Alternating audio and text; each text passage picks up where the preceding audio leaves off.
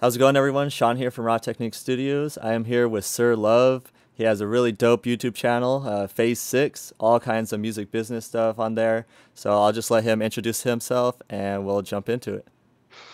Cool, cool. Thanks, Sean. What's going on, everybody? This is Sir Love. I have a YouTube channel by the name of Phase 6 where I teach everyone different intricacies associated with the music business. I like to get straight to the meat and potatoes, teach you about paperwork, how to save your money, how not to get robbed, how to protect yourself in the game, different strategies, mentalities, and the intangibles associated with being successful in the music business, and provide, different services and resources as much as we can to help other people achieve what they want to achieve in the space. And so that's what we're here. We're a resource for music business people, future writers, producers, etc. Yeah, everybody go definitely check out his YouTube channel. He has so much information on there. I've been watching that stuff nonstop. So, all right. So, yeah, let's just jump into like a lot of independent artists watch my channel, and so they haven't quite gone to like getting offers from labels or anything like that, or they haven't really gone to that point yet. So I was just wanting to break down like the basics of the business side of it, and starting off is just copyrights. Like, should they be registering their copyright as a SR registration or PA? You got to understand. So SR is the sound recording. So if you're an artist, a lot of people are going to fall in this category where they're doing SRs, right? You've finished the complete record, you've recorded the song, your voice is now synced with the track in some type of form, and so you're going to submit the copyright as a SR. One key thing I tell everyone to do is when you're submitting the copyrights, please don't forget about the other people involved in the song.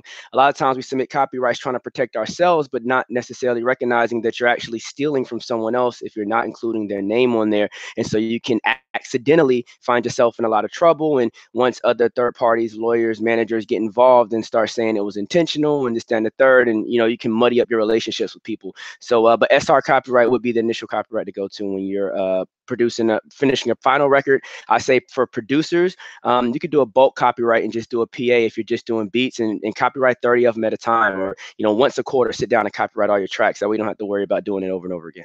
Okay, and for producers, you recommend a PA just because it's going to eventually get re-copyrighted with the SR later after an artist raps on it. Yep. I mean, they can do it. They can do an SR. It would just be another version of the master. You may want to do an SR if you're planning on releasing it on Spotify or something like that. That's becoming popular. People releasing tracks on Spotify and allowing other people to freestyle to them, or just use them as meditation music, or depending on what you're doing. But if this is not the final product, one, you're going to save money doing a PA, and then two, it's just not necessary. It's additional paperwork for the SR. Okay, and then, like, as well as if you're trying to get into like getting it synced to Netflix or a movie or something, then you would want that SR for that, right? Yeah, you're definitely going to want to pursue that. Yeah, if you're trying to if this is going to be the final copy of the work, I would go with the SR. Okay, cool. All right, and then number two, just to kind of, everybody's talking about like masters. I've been watching your videos on like what a master is, who owns it, and everything like that. So if we could just touch on that, on what exactly the master is, being like the physical copy, but also who controls it as far as like who owns that master as well. Yeah, so the all elusive master, bro. So many people get masters confused, because they used to be, this giant, physical item that was on a reel to reel that you took out of the studio at the end of the day, and you kept it in some warehouse somewhere. It's not that anymore. Now your masters is actually, if you're utilizing Pro Tools, there's a folder, and that folder has all the stems and all the WAV files and everything associated with the track. It has the PTS file, all those different things. That folder is your master recording. It's a piece of your master. The final master is actually what's rendered after that, after it's been mixed and mastered, right? So you have your master copy and you have the files. They together compose the master. The master is the thing that all copies are made from. And so the importance of a master there's two importance, one from a sonic standpoint and then another from a business standpoint. From a sonic standpoint, it is almost literally utterly impossible to recreate the same record again once it's been created. You know, you're never going to get the mix quite the same. You're never going to say any one word exactly the same twice, or get that verse or that take to sound exactly like the previous verse. And because of that, if people fall in love to a certain energy or a certain feel or delivery on one version of the record and you try to re-record it, a lot of times you can't get that same feel back. That's the reason why sonically having that master is so important. And whoever owns that version. That's normally the version that people fall in love with. And so that's one importance. And then from a business standpoint, it's also important because whoever owns that owns the decision-making ability of what happens to it. Does it get on this commercial?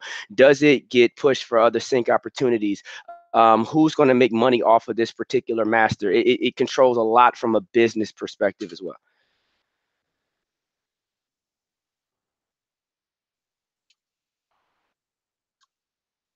You know, it's crazy. I get this question a lot. So if you, it's a double-headed sword. So if you own the master, you own the master, okay? But the copyright is the underlying material that's within the master. So ideally, whoever owns the master and whoever owns the copyright needs to be on the same page. If those individuals are not on the same page, or if those individuals are not the same person, then what you can get is a situation where you can't use the song, it's locked up, and and these two individuals are stopping the progression of the record.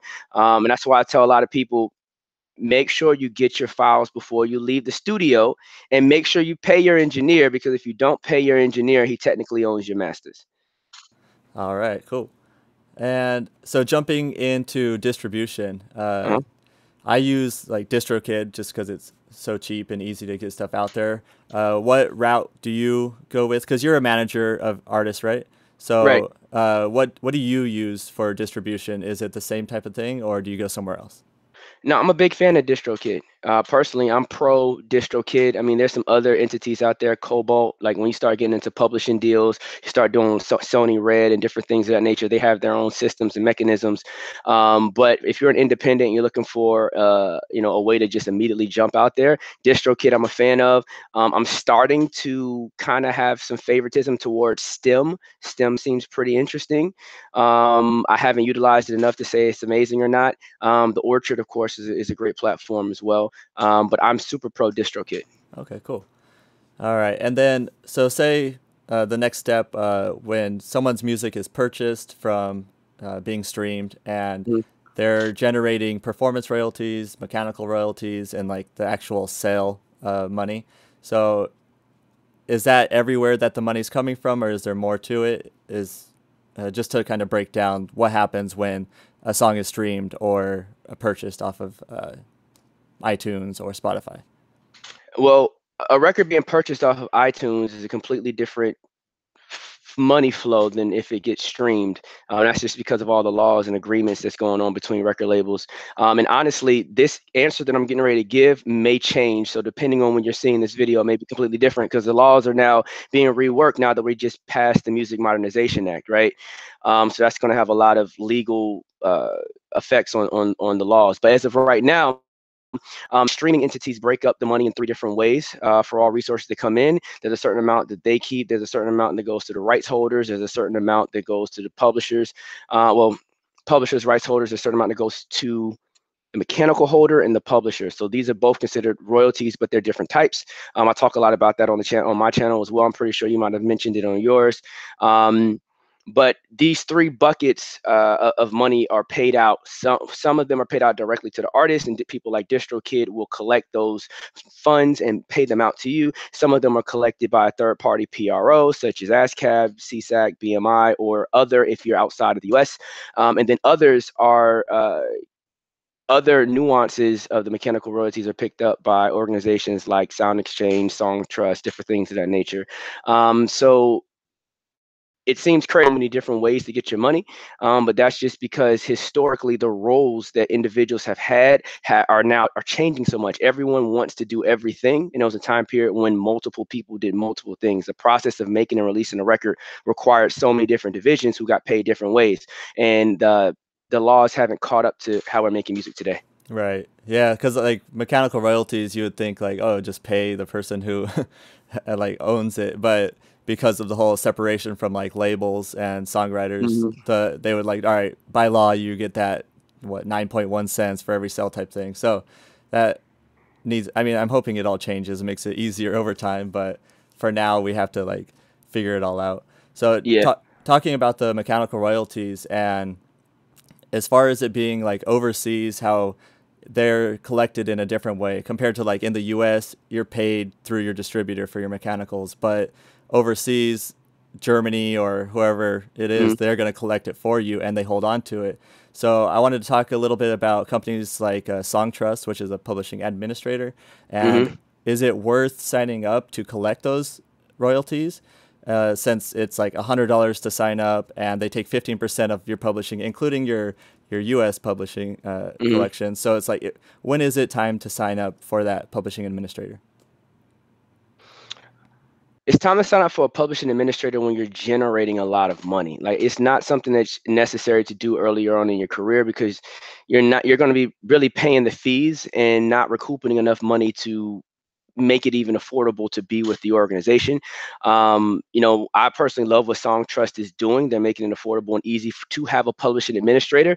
A publishing administrator is another vehicle than having a publisher.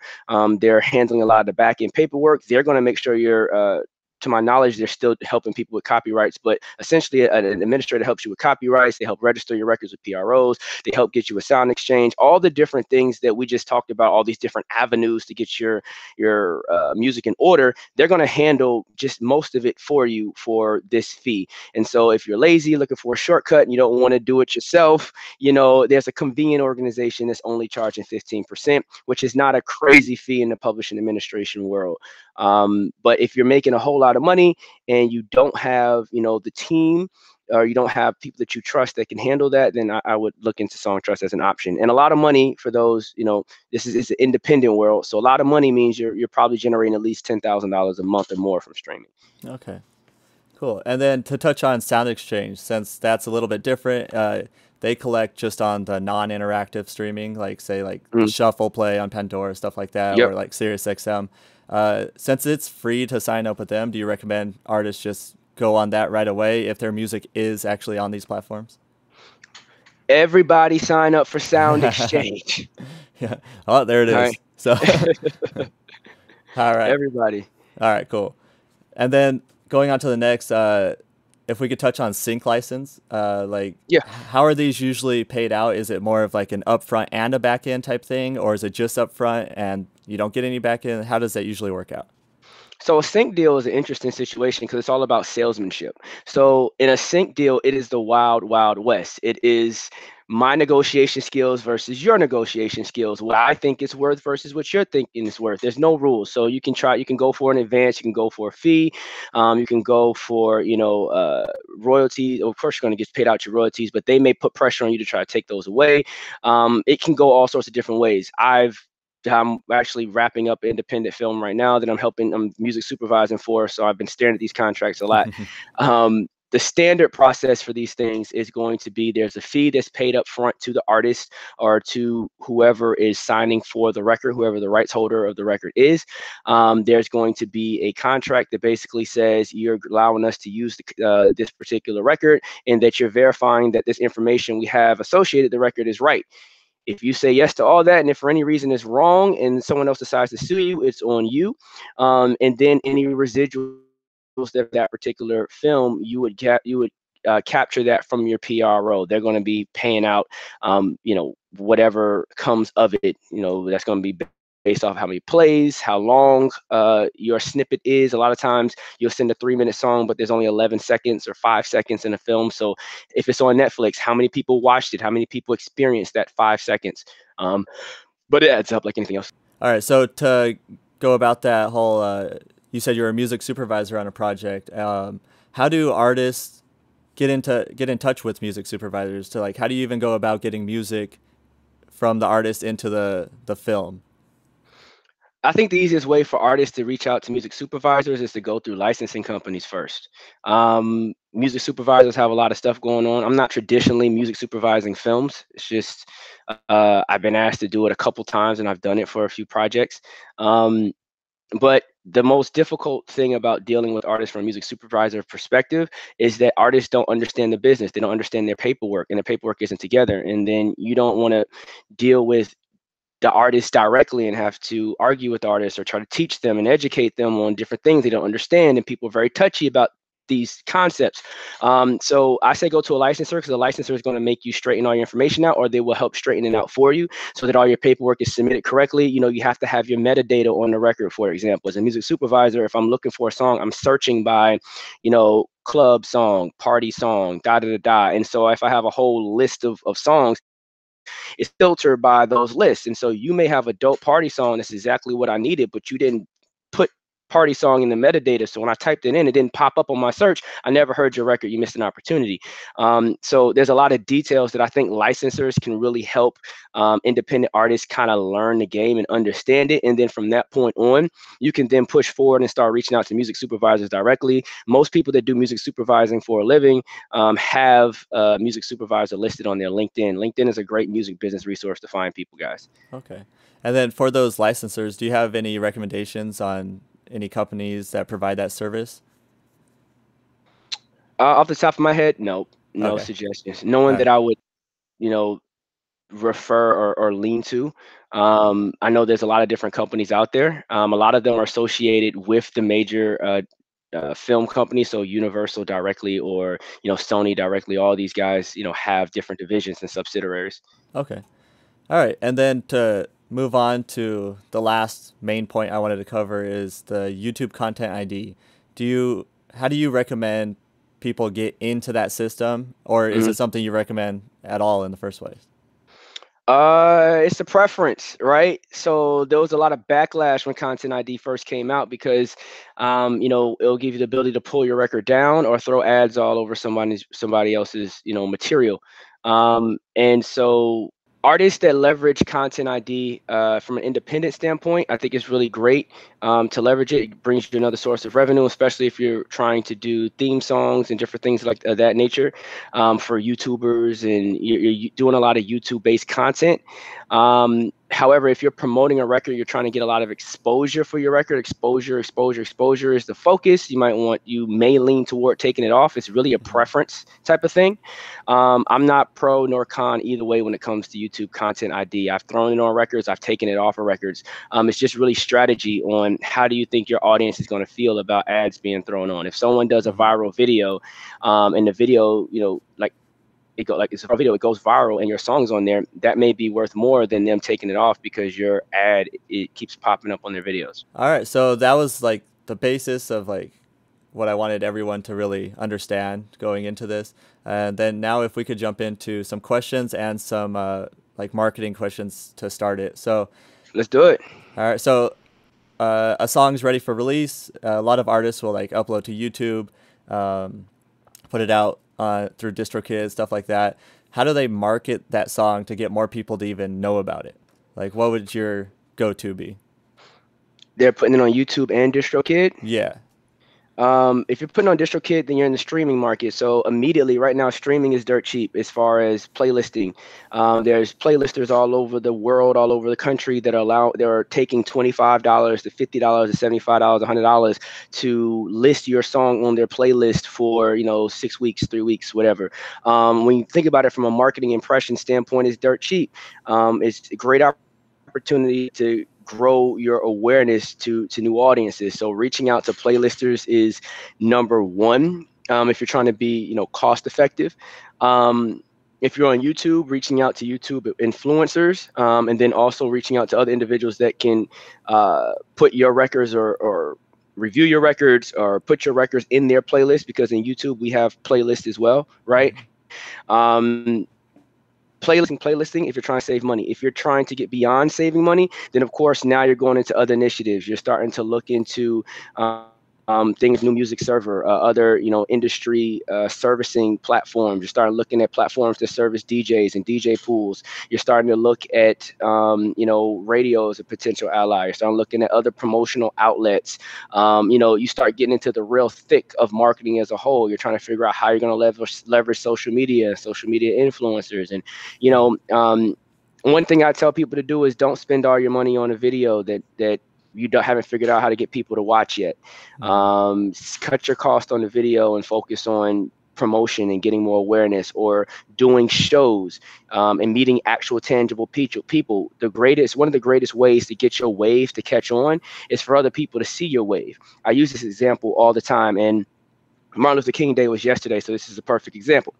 Martin Luther King. If you look at a video of Martin Luther King and you just zoom in to just a guy at a podium speaking, it doesn't matter. Not to say anything about him or discredit his legacy, this, down, and third, but from the optics, if you muted this and you watched him just speaking in front of a podium, it doesn't matter. But when you zoom out and see 1 million people staring at this guy, all of a sudden you say, who the fuck is that?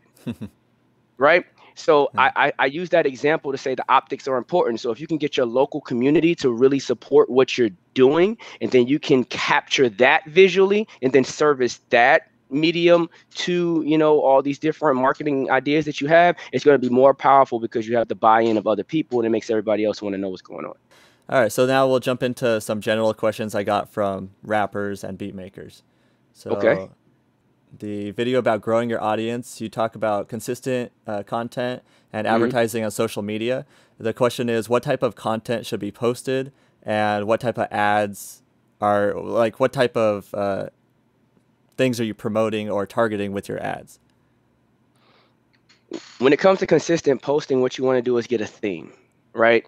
That's one thing. So your theme is subjective. It's really your creativity. There's this new documentary on Netflix where, in this particular documentary on Netflix, it was about some guy that frauded a whole bunch of people out of money and scammed a lot of individuals using social media. But one of the tactics that he used to get everyone's attention was to block out, you know, one color, one orange color, and have everyone post this orange color and then swipe left to see what it's about. So then a person scrolling up and down goes, why the hell do I keep seeing this random orange photo? And then they can swipe left and see what it's about. You know, one aspect of social media is disruption.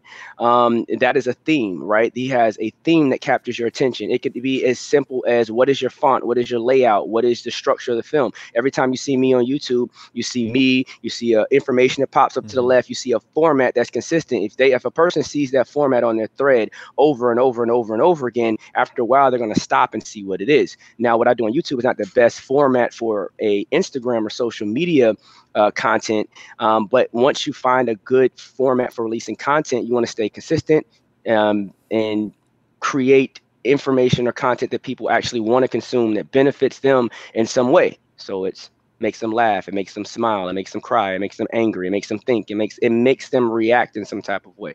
That was the first part. I think there was a second part to it. The second part is about running ads. What are you exactly promoting or targeting with your ads?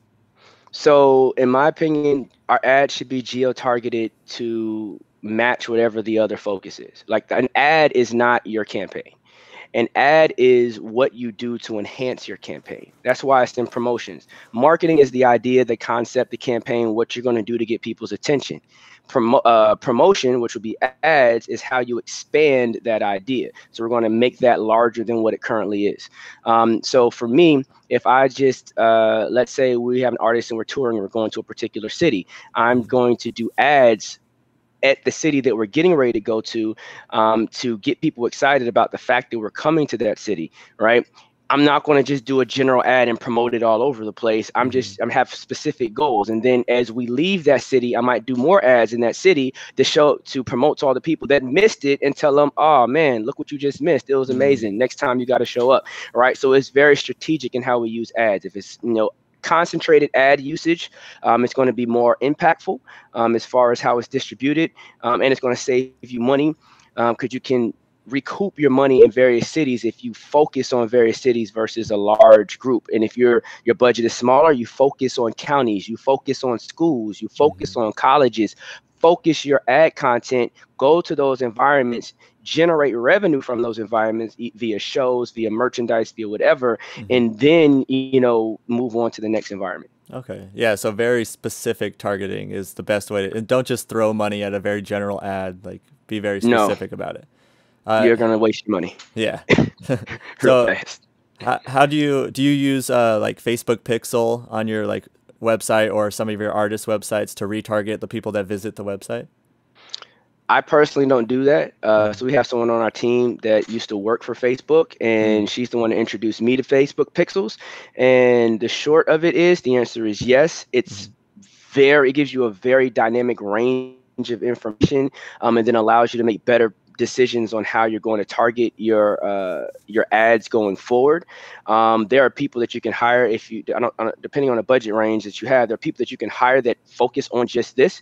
Utilizing pixels is not something that's going to be easy to do for any particular person out the gate, because you have to be able to integrate it effectively into your website, into your shopping cart, into Mm-hmm. various different platforms, because pixels tracks an interaction from the moment they see the ad to the moment a purchase is made, and gives you insight all the way through that journey on people fell off, why they may have fallen off, to help you get a more efficient pipeline from a sales perspective. And that's how we use it, and that's how most businesses use it from a sales perspective. You can just use it from a marketing perspective and say, how can we get more impressions, how can we reach more people? But then once again, you're just throwing money at a problem, and you're Mm-hmm. not necessarily focused on recouping your money, which is where a lot of artists go wrong. Right. All Yeah. right. Okay, so the next question was, when is it appropriate to trademark? And because it's pretty expensive to do it, so when in an artist's career do you think it's time to like look at trademarking? When your popularity starts to really, really, really grow, when you start getting a lot of messages from people that are, offering you opportunities. Mm-hmm. I have dealt with artists that have um, been propositioned to get signed by a major label, and when it wasn't a major label, it was actually a pretty strong indie label, and when they decided not to do it, the label purchased their trademark and owned their name and their rights Oh, anyway. And yeah. so it kind of it changed the marketing negotiations of the whole situation, because they took control of it. So it's expensive, yes. Is it worth it? Yes. I think a better question is this a business to you? Is this a hobby to you? What is your goal? How important is this to you? Because if this is a business, then you're going to need to trademark it, or just be willing to change it. Soldier Boy changed his name, and he's popping in headlines right now. All right. Uh, the next one is there. Someone was asking, is there a rule for song length? Like, does it matter how long a song is concerning music videos or radio play or anything like that? Yeah, of course. If you're trying to get played in radio, you want to be 3 minutes or less. If you want to position a record for clubs, especially nightclubs, you want to be 3 minutes or less. Um, Depending on the type of music you do, if it's EDM, it's obviously something different. Mm-hmm. Um, if you are positioning your records for syncs and different things of that nature, it really doesn't matter, because they're only going to choose the piece of the record that they're interested in. But it does make, if you're pursuing syncs and opportunities, the naming conventions of the track or the final song are very important, and probably the first 30 seconds are very important, because a person wants to hear if you're talking about the content. And I think I Okay. missed a piece of that question. I'm not sure if I got it all. I think that was like just Okay. as far as radio play and getting it in there. All right. There was one question about someone got a something flagged on their YouTube channel because they uploaded one of their songs, and they noticed that like TuneCore pops up because like that's where their publishing is going through, but also EMI publishing and stuff like that. So they're thinking that there's a sample in the song.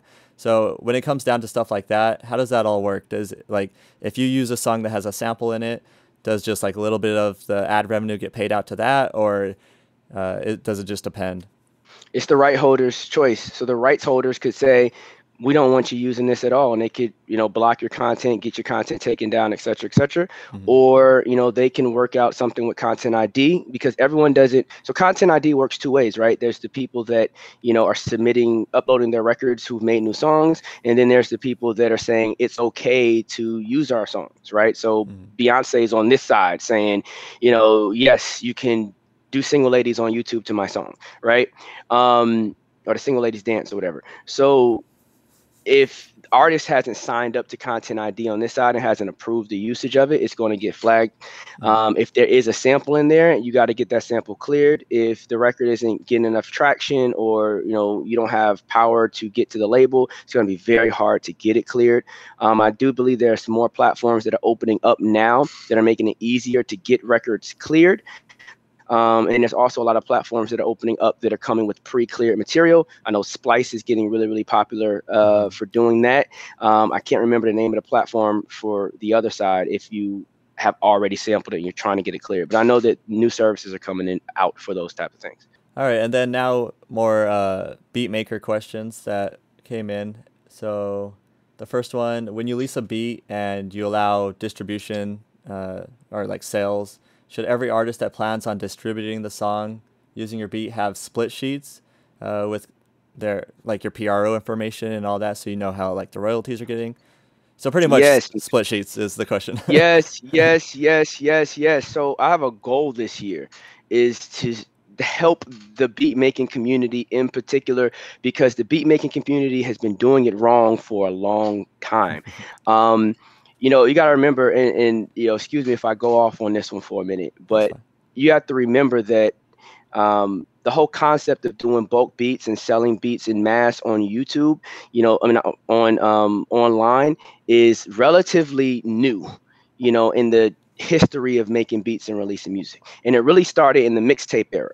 In the mixtape era, everybody, rappers and songwriters and singers, famous people, everybody was just dropping records back to back to back to try to stay relevant. They were following Lil Wayne's approach. 50 Cent got successful with that, and the hip hop culture just shifted toward that. What this did is put a shrink on producers that were getting large sums for tracks. All of a sudden, were having to take smaller and smaller cuts. Artists that were being frustrated with their labels because the music industry as a whole was taking a hit financially. Their labels were holding up their projects. They started saying, bump it, we're just going to make free content, put it out there to our fans, so that way we can at least tour and make money instead of sitting here being broke. It just exploded and turned into something completely different. During this time period, artists needed beats. Producers supplied the demand, right? Everything is free, right? Artists can go online real quick, buy a beat for $100, $150. I mean, back then, for all you guys that are doing this, the beat sold for more, right? The prices have been going down over the course of time. Well, this was a free economy. Now that streaming is out, it changes everything, because now it's no longer I'm buying a beat for $150. Now I'm buying a beat for $150, and you're supposed to be getting your royalties off of these tracks. A lot of those exclusive agreement contracts and leasing contracts and those traditional agreements that I've seen on countless sites, they're not keeping up with streaming at all. They're not accounting for streaming at all. They're actually punishing artists for utilizing their tracks. And your sales are also going down because the artist reads over the contract, if they have any sense. They read over the contract and then realize, oh man, I can only get X amount of streams on this platform, or you have the right to take my stuff down. Like, that language is in there. And a lot of times producers are just finding dummy clauses and throwing it up on their website just to protect themselves, and not looking at the overall process of how it affects the life cycle of the record or the track. So in the future, going forward, yes, our producer, if in their zip file that they send out to the artist, it should be a pre-produced split sheet for the song should be in there. It should be all their information on the split sheet line with their 50% because they did the track, or whoever else is involved in the track. If they have to split it 3 ways, whatever, there should be a split sheet with their half delivered when they deliver the track. And that way it gives the artist the opportunity to add their half. And if they don't know what they're doing, they can follow what you did, because now it's a template and they can submit that, and it's going to protect you. You also need to make contact information available so they can get your copyright information, because they're going to go and copyright the record and they're going to leave you out of it. Another thing to consider in the process is that communication as a whole. I've worked with a lot of different clients who have had a difficult time getting in contact with producers to get business done. And it really, I've been in countless studio sessions where they bring in some other producer and say, you hear this beat? I love this beat. I made a whole song to it. Can you redo this beat, change it just enough so that, I don't have to deal with this guy, because this guy is not communicating with me. I don't want to deal with the crap. So as a community, that has to get better. So Yeah. my mini rant. Yeah, a lot of artists that I work with, like on a more personal basis, they have the same problem. Like, hey, I've been trying to get a hold of this producer. I want to give him his split on like the royalties, like when I'm registering with my PRO, but he's just not responding, or he doesn't know like what a PRO even is. He doesn't have his Yep. IPI number. Like, there's so many people that just don't know how to go about it. It's just like, all right, throw a beat up there and then make a couple sales with your leases, and then that's what they think that is the end. So You know what I think has to happen? If we're just, speculating here, I don't have time to do it. I think this needs to be done. Is that there's no certifying organization for this right now. There's no organization that's verifying producers. It's basically saying you're stamped and certified as a producer that knows what the fuck you're doing, pretty much. That way, when an artist goes to a website, they can see if you're approved for, by whatever agency that basically vetted you and said you're a true business, you know what you're doing, you're at the Better Bureau, Music Bureau Business of America, or whatever. That's missing in the space. And I think when we get something as people in the space begin to do things like that, it's an easy business model because then you can charge fees for it. I'm putting somebody on right now. Someone's about to make $1 million. Like, you can charge yearly subscription fees just to keep your certification active and all this other type of crap. But that's what we need. That's what we're gonna have to go to, because right now any 8-year-old can upload a beat and start making money and not know what they're doing. Yeah, definitely. I mean, I think that's why like my channel, your channel, like we're trying to get people to know exactly what they should be doing, just so there's less confusion on that business side of it. Because everybody's like, all right, I go on YouTube, I learn how to make a beat, but they don't go on YouTube to learn how to like what happens after you sell that beat. So Yep. definitely education is a big deal with that stuff. All right, so the next one, it talks about similar stuff. So do you need to provide your writers and publishers IPI number from your PRO when it comes down to like these split sheets and contracts? Or is it just like the publishing side as far as the IPI numbers go? It depends on how you want to get paid. So the general purpose of a publishing company is, really for an artist, is to separate this entity from yourself so that you can not have to be worried about taxes and different things associated with that. From an artist perspective, right? You're separating yourself and saying this is a publishing entity, because historically artists didn't have publishing. So you stand, and now you created a front to say, hey, here's a publishing company. It's not me, but they collect my money, right? So if over time we've gotten past the point where we have to do that. ASCAP still requires you to do that. BMI does not require you to do that. I don't think CSAC requires you to do that either.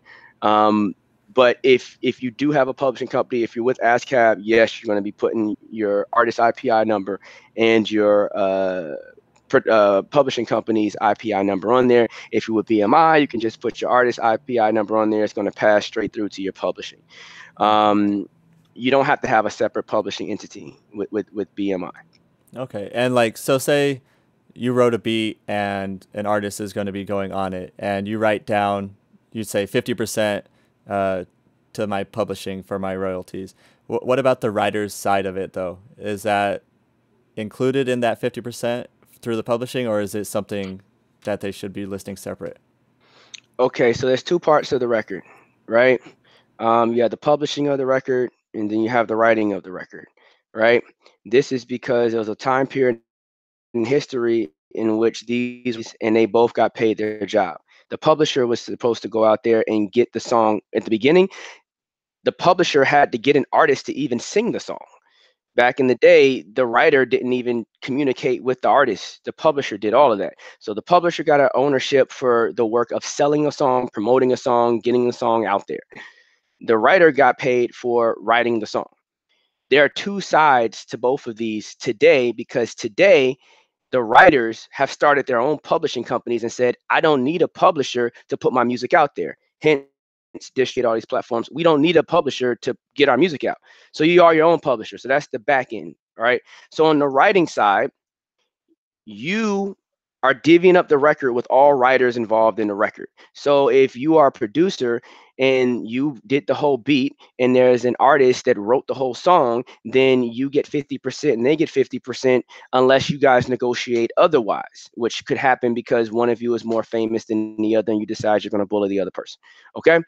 Um, that's the split on that side. If there are three producers involved, the writer doesn't care that there are three producers involved. He's going to tell you, hey, Mr. Producer, you split that with your other two compadres, right? And so now the producers are splitting up 50% three ways, and the writer is still keeping their 50% of the record. Okay. Now they can also come up to an agreement with the writer and the producer. Maybe they have a great relationship. Maybe they've done a whole EP together, and they're like, you know what? Bump it. We're going to split everything four ways around, 25, 25, 25, 25, just because we like each other and it's great business and we want to keep our paperwork simple. That can happen too, right? This is just the writer's side of the story. All right. That's one agreement. Now, what we typically do, since the writers and the publishers in the independent world are the same, is we'll typically take the production half and just mirror what we did on the writing half.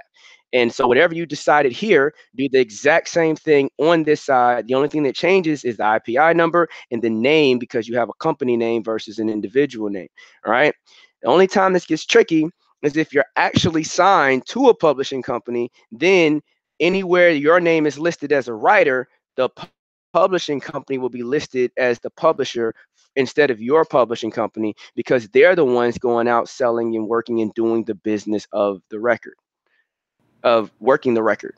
Okay. Does that make sense? Yeah, I hope the hand thing kind of. no, that helped. Okay. Yeah, Yeah. I feel like that explained it a lot. Like it made it to where it's not as confusing for me, because there were times when I was like, okay, so a lot of some contracts that I see online, like they'll give publishing split, but not the writer split. So I'm just like, I got confused on that part. This was a question from someone that they're asking, when a producer sells an exclusive beat, what's the general percentage split should the producer get from the song? And they're saying, I read everywhere that it's 50%, but from my experience, someone was saying, what's the point in paying you $200 for the exclusive beat if I'm still giving 50% of my song away? Because traditionally that's an advance. So producers are lucky people in the game, right? They get advances or they get fees. All right. What's happening is that what's happening today is independent artists and business people and etc. don't understand the history of how we got here, so they don't understand the purpose of anything that we're doing. So that's why understanding the history is so important. I preach it a lot. So in this particular situation, producers will say, there's no point in me giving you this beat because I don't know if I'm going to make anything out of this beat. I'm going to give you this beat. You're the only one that has the beat. Why should I give you this particular track? I can give it to a whole bunch of other different people. If you're a hot producer, labels are vying for you. So they're trying to say, listen, I want this track. I'm going to give you a down payment on this track as a commitment to you. If I fuck up and the record flops or I don't drop the record or anything of that nature, you won't be penalized for giving me exclusive ownership of the track or for giving me the track, right? So it's pretty much insurance for the artist. It started off as an advance. For the producer, it started off as an advance. So the producer, let's say you gave the producer $200. What's supposed to happen is when the royalties start getting paid out, you would hold that $200 and keep it for yourself and then pay them all of their royalties after the $200. That's an advance. A producer can also be paid a fee. And what you see a lot of times online is producers asking for a fee, but they're not labeling it as a fee. A fee basically means you're not taking any of my goddamn royalties. This ain't no advance. You got to pay me just to walk in the room. You got to pay my fingers just to touch the keys because I'm that great, right? And the size of your fee is determined upon how popular you are, how great the track is, or whatever. So if you are an artist, yes, you're supposed to pay the producer their fee, just like you got to pay an engineer their studio time. You wouldn't tell like if you flipped on the other side, you wouldn't say as an artist, hey, I'm not going to pay you to perform and then give you a piece of the bar and give you a piece of the parking lot and give you, but artists will ask for that. Artists will, they'll ask for these things. The promoter will say, I'm not letting you perform in my venue and you sell merch. No, you're going to have to give me 30% of any merch you sell in my venue, right? I'm not going to let you do this and that. It's always going to be that in the game. So yes, pay the producer the fee. Yeah. And then I think also something that maybe that what that artist was thinking was like, a work for hire type of thing instead of like having co-ownership in a song. So work for hire, then you just pay that one time. You don't have to worry about it after the fact. But in a typical like exclusive contract, you still have to pay your part or pay the royalties out to the producer. Correct. I mean, if you want it that bad, if you want to say you own it, right? If you want to say you own it, then grab your kahunas and pay the check, because Mm-hmm. in order for a producer to give it up, they're going to ask for a big check because they're never going to get paid again. And a lot of times you hear about artists that would do features. You hear this a lot of times in features. Some artist did a feature, they got $1,500 for doing the feature, but then the song goes on to be huge. You know what I'm saying? It becomes a gigantic record, i.e., Bad and Bougie, right? And then people start saying, well, how come Uzi didn't get paid for that? Because Uzi did a feature and he got paid his feature. Now maybe they changed things up. I don't know what QC did on the back end, but they were not entitled to do anything more than pay a person the fee they did for their work up front, which is traditionally a work for hire anytime you do a feature, Mm-hmm. right? But if you're not willing to pay that money up front and you're not willing to bet on yourself and what you're going to be able to make from the record, then you pay the small fee and let the other person keep their work. Why are you trying to steal someone else's creative work? Right, exactly. All right, on to the next one. Indie artists buy leases more than exclusives, as I understand. How do copyrights legally apply in the case of artists writing all lyrics and performing them, and then as far as it's a lease, so how does that work? If an artist just gets a lease, they make it, and then they go to copyright it, how do they go about it? Yeah, it's the same way.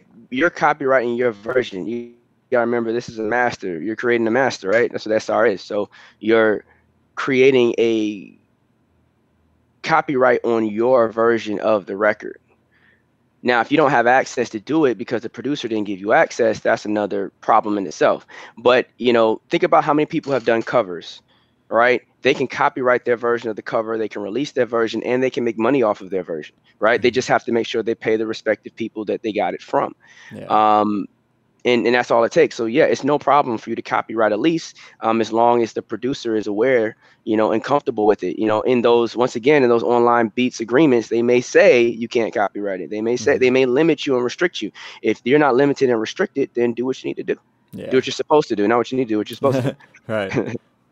I'm a producer and I'm signed up with BMI. If I lease or sell a beat to an artist and that song is being streamed and sold, how do I receive my royalties? I know you have to register that work with your publishing company. Well, I'm thinking you have to register it on your PRO, but could you break that down as far as, do you have to register it yourself or do you have to hit up the artist to get it registered? How does that go? So are they, for clarity, because I know you're looking at the question, are they asking how do you register it? Are they asking if I they're supposed to register it? Or are they asking how the money works when they register it? I think because they say if I lease or sell a beat to an artist and that song's being streamed or sold, how do I receive my royalties? Is what they're wondering. You're supposed to register the record. Okay. And that's another thing that's missing, right? Because like I said, back in the Wild Wild West, everything was free. There were no royalties. No one was thinking about, registering these things afterward. Now you're selling beats, at a mass level. You just sold 100 beats this week, and you got to go back and register 100 records if you want to get your money, Right. right? So either you're going to hire a publishing administrator that's going to increase their price when they start realizing the volume of work that you're producing, Mm-hmm. or you're going to register the records once they begin to really get more prominence and dominance. You start to see the numbers go up. But then then you're dealing with the issue of finding your track. I was talking to a lawyer recently that had a software that searched the internet and found all copies of any particular track that he had for his clients. I don't know if that was proprietary or what he had going on with that, Yeah. but obviously there's tools out there that lawyers are using, and so Hmm. I don't use those tools. I don't deal with a lot of producers that are in that doing that particular game. Yeah. But yeah, there's tools out there. Yeah, that's really interesting. That I'm like that guy should share that with. He should sell that. He'd be he, rich. he should sell that. He should. It should be a new platform. Yeah. All right. And so, like, say an artist, they put out the song, and they don't register it with their PRO. They used your beat.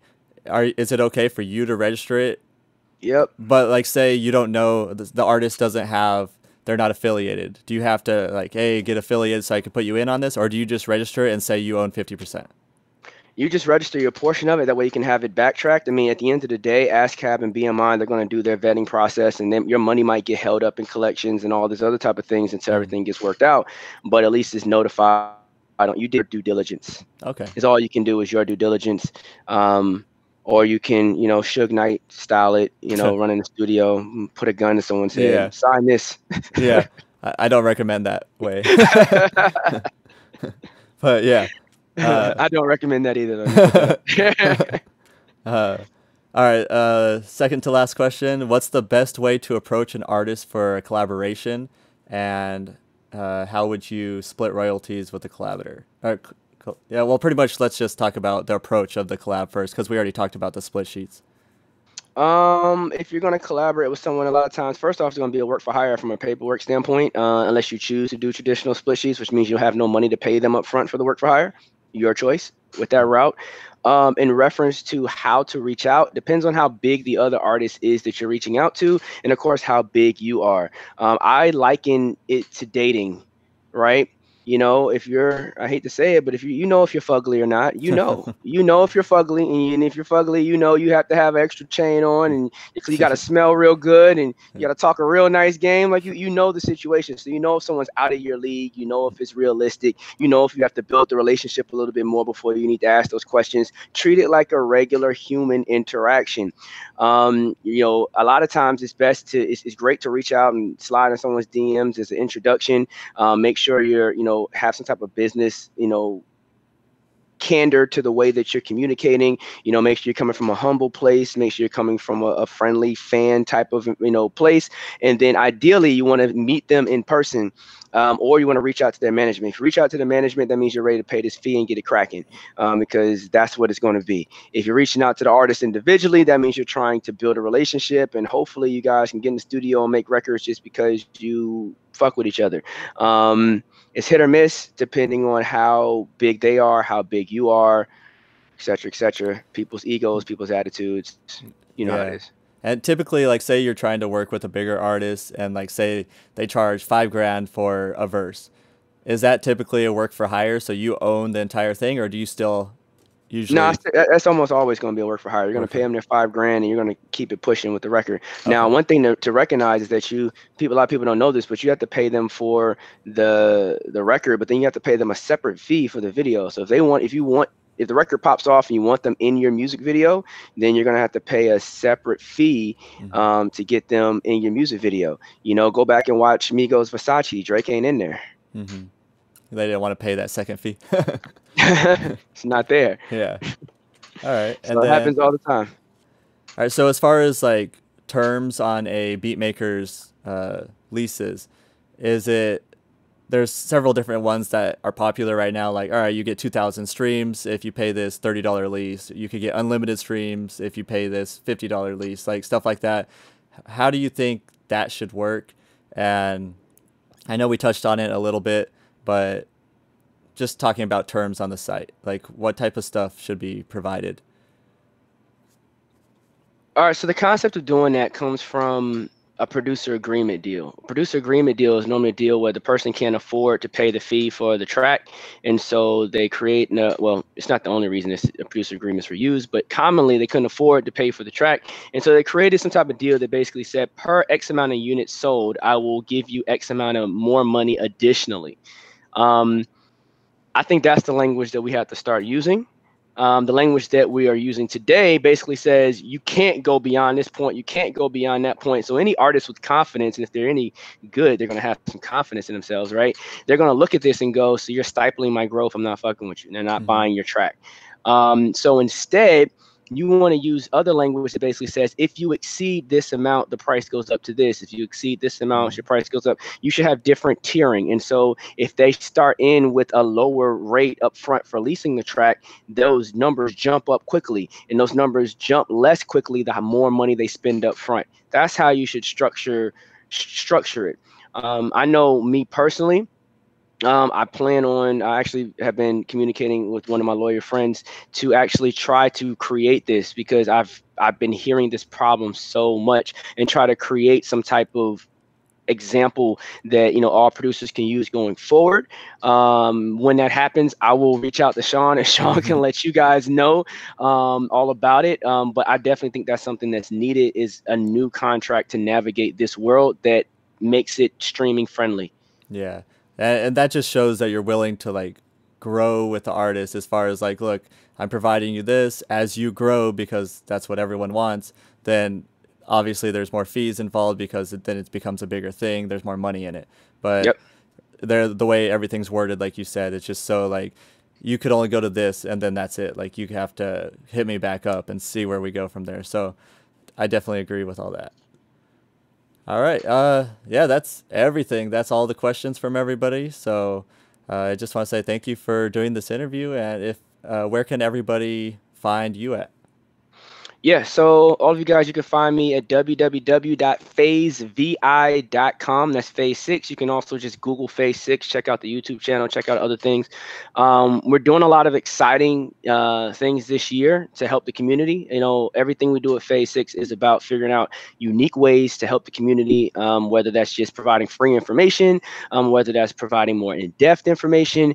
And now, we've been getting a lot of asks from the audience, from people saying, hey, can you help us with services? We need a platform to not only learn about how to copyright, but can you actually help us copyright our stuff for us? Can you help us get registered? Can you help us do this? So we're rolling out those type of services, and we're going to try to make sure, I'm not going to do it unless I can make it make sense to where it's than dealing with Song Trust or whatever, because Song Trust is a great option for that type of service. But other services, such as helping people with websites and different things of that nature, just starter packets. So all that Mhm. stuff is happening. And then also they're going to be launching our first subscription platform at Phase 6, where I'm going to be giving the information that I can't give out on YouTube because I don't want everybody hearing it. But we're going to get real in depth into a lot of intricate interworkings of the music business on that platform, and we're going to go more in depth with from an educational standpoint and really make sure people know what they're doing. And hopefully Sean Kelly will be putting videos on there too. I got to talk to him after this. All right. All right. Well, sweet. Thank you for that. Everybody go check him out. A lot of good stuff. So I appreciate it, man. Hey, appreciate you, man. Thanks for the time, man.